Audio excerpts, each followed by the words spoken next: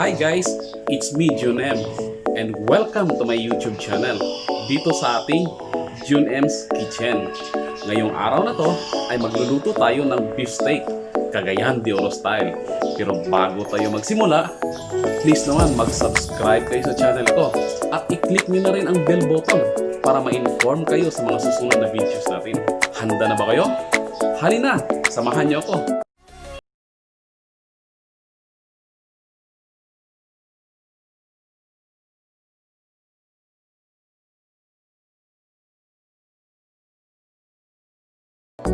Okay guys, at eto na po ang ating kumpletong ingredients. Isa-isahin lang natin ito. Gumagamit tayo dito ng bawang, ng white onions, ng calamansi,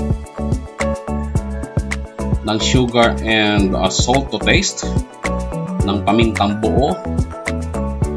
Gumagamit din tayo ng beef broth cubes para lasang-lasa talaga natin yung baka. At ang bida natin sa lutuing ito ay ang ating baka. Gumagamit din tayo dito guys ng Worcestershire sauce, ng mantika at saka ng soy sauce. At yan po ang kabuuan nating mga ingredients.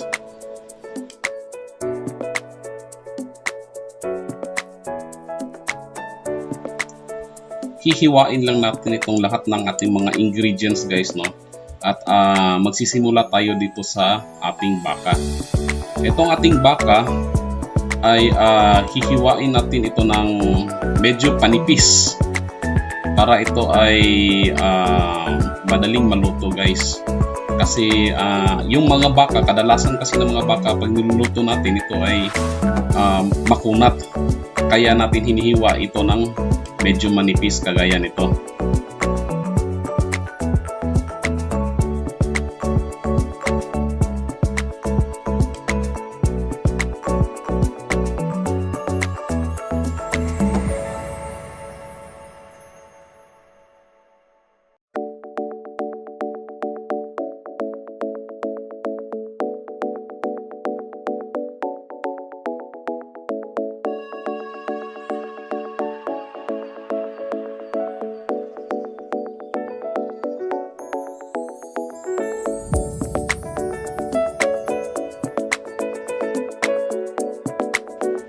At eto na po ang resulta ng ating hiniwang baka guys, no. Ayun, no, hindi siya ganun ka kapal at saka hindi naman siya ganun ka nipis, yung tila tamang-tama lang yung pagkakating natin. At saka yung laki niya ay tama-tama lang din. Sigurado ako na itong cutting na to ay madali natin itong mapalambot ang ating baka. Okay?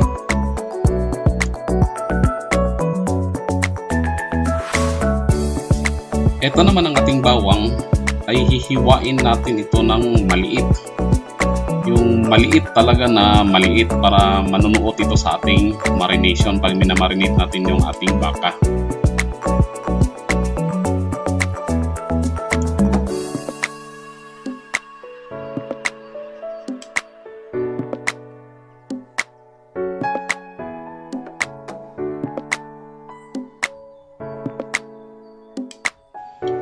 Yung onions naman natin guys ay hihiwain natin ito ng pabilog. Kagaya nito.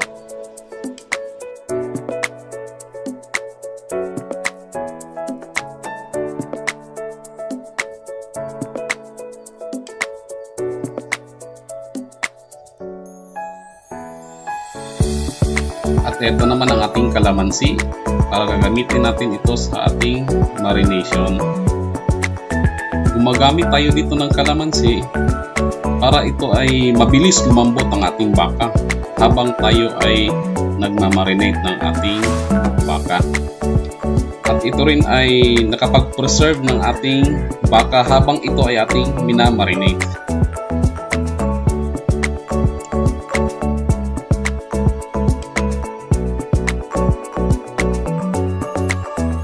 Dito naman guys ay mamarinate muna natin ang ating karne gamit ng mga pinakita nating ingredients kanina. So magsisimula tayo dito sa ating soy sauce. Ang ating soy sauce ay maglalagay lang tayo ng kalahating tasang tuyo. Pagkatapos ay itong ating kalamansi at ang iba pa nating mga ingredients. At imamarinate lang natin ito guys for a minimum of 3 hours. Mas maganda kung overnight natin itong imamarinate ang ating karne para manuot-nuot talaga itong ating marination, itong ating mga ingredients doon sa ating karne.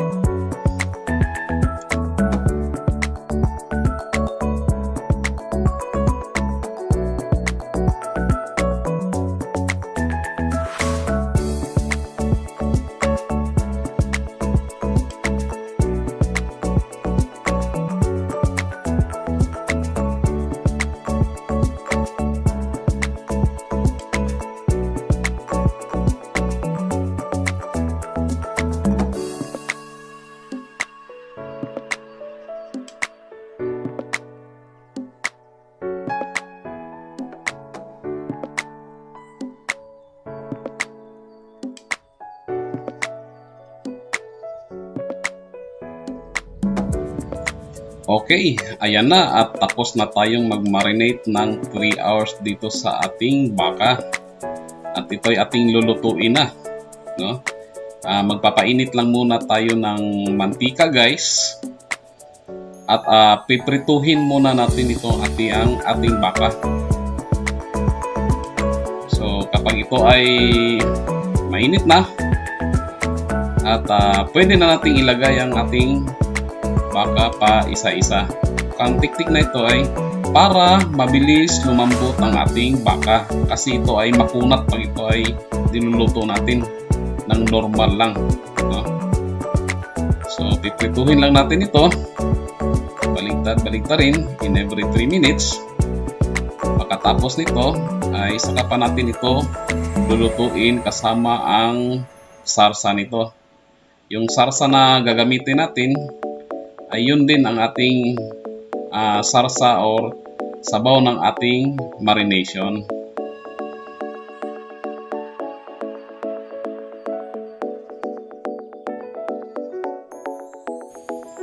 At eto na guys, makalipas ang 3 minuto ay baligtarin lang natin ito para pantay yung pagkaluto ng ating karne.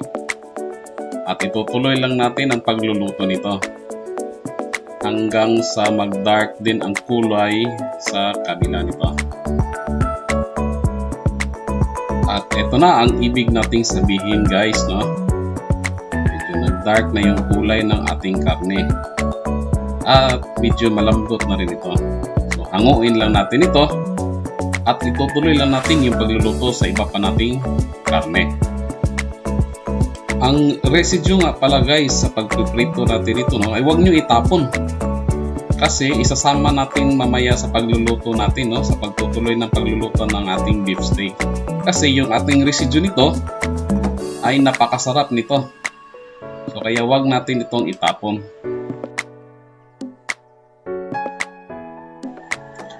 At yan guys, no, ang resulta ng ating pagpiprito ng ating karning baka.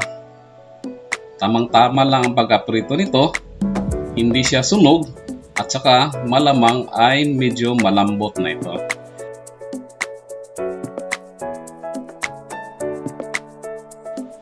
At ngayon naman ay itutuloy natin ang pagluluto nito para malagyan natin ito ng ating sarsa. Ang oil naman na ginagamit natin ito guys ay yung oil na ginagamit natin sa pagpiprito kanina. So ang una muna natin gagawin ay ipapan-fry muna natin itong ating onions. So mix lang muna natin ito at kapag ito ay medyo malambot na ay hanguin natin ito at atin itong i-set aside muna.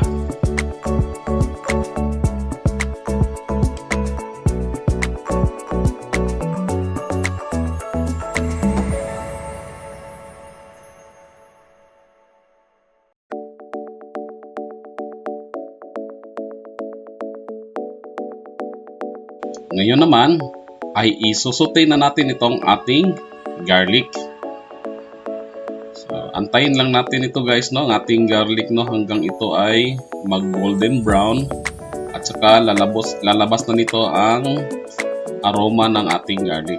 Pagkatapos niyan ay pwede na nating ilagay ang ating pritong baka, no. Ang ating pritong baka nito guys, ilagay natin dito kasama na yung mga residue sa pagpiprito natin kanina, para lasang-lasa talaga natin, no, ang mga sangkap nitong ating marination. Haluin lang natin ito guys para pantay yung pagkaluto ng ating karne.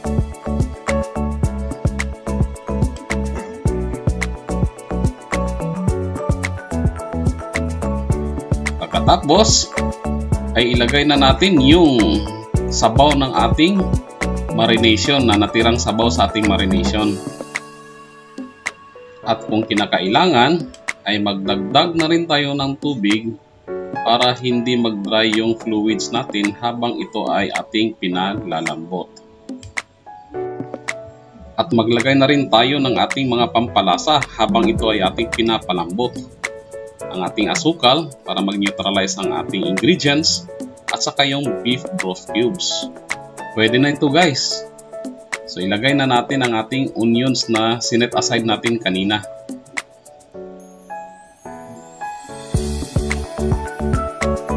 Dahan-dahan lang sa pag-mix nito guys at baka madurog ang ating onions.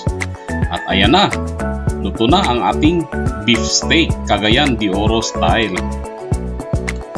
Ayan na guys, no? Tamang-tama lang ang pagkaluto nito, tamang-tama lang yung sarsa niya, at tamang-tama lang din ang lambot ng ating karne.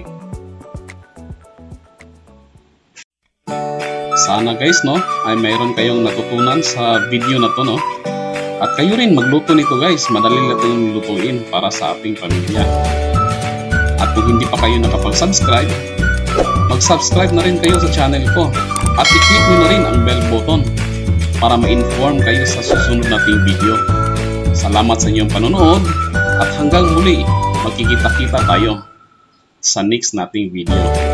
Bye-bye!